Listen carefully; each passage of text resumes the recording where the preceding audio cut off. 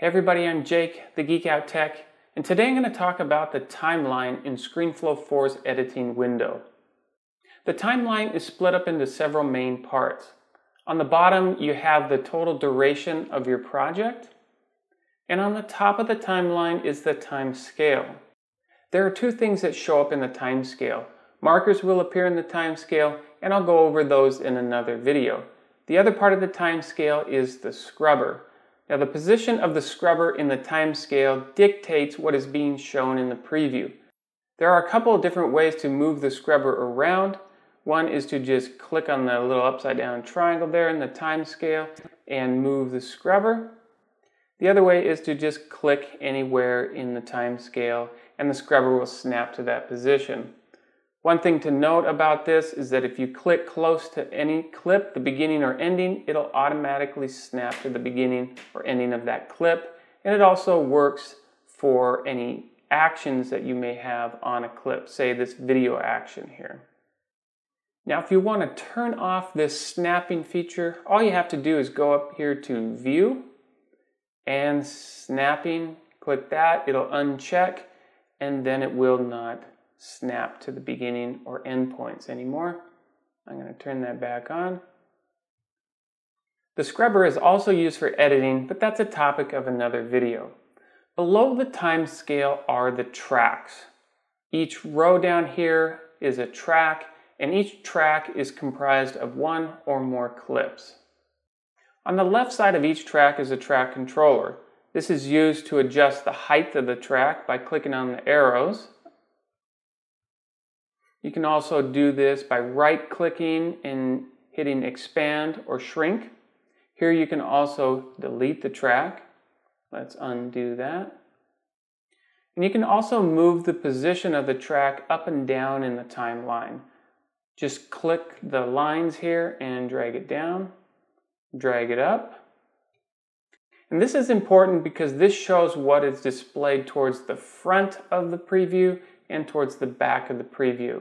For example, this text right here, this text is shown in front of the FaceTime camera and the background. Let me make some room. I'll drag this down, and you can see now that the text is behind the FaceTime camera. Another thing to note about the timeline is that if you drag your cursor over any of the clips, a gear icon will appear. If you click that, a menu will show up, and there are many different options in here to select from.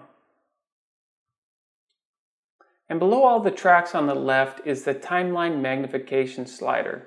With this, you can zoom into the timeline and zoom out. And you can quickly make your timeline fit across the whole viewing area either by pressing Ctrl and T, or you can go up here to View and Zoom Timeline to fit. And the last main part of the timeline is the tab bar. You can get the tab bar to show up by clicking View, Show Tab Bar. The tab bar is used for nested clips.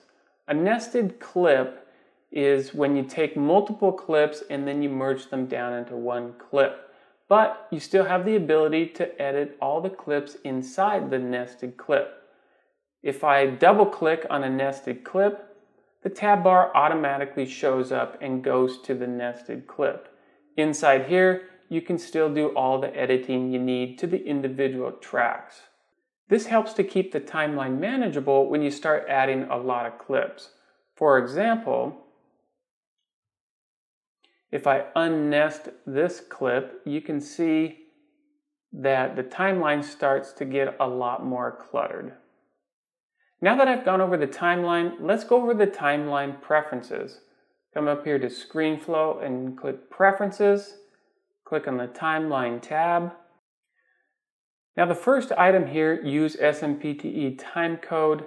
Look at the time scale when I check this. It changes to hours, minutes, seconds, frames format, kind of like a watch. Now the second one here, typically when I scroll over any clip, you get that cog menu on the left, that action menu, and you can hide that if you like by checking it. It doesn't show up anymore. You can also show stereo audio waveforms. Down here you can see the left and right speaker now. Next you have the default transition. I use cross dissolve the most, but you can select another one if you wish. Default track height, I have it set to small, which is the same you see over here. You can change that to regular or large. And lastly is the default durations. This controls the time length when you insert any of these things into your timeline. Annotation clip, a text clip will automatically show up as 5 seconds, and you can adjust it from there. So you can change these default times as you move along, adjust them to something that suits you better. So that's an overview of the timeline. I'm Jake, the GeekOutTech.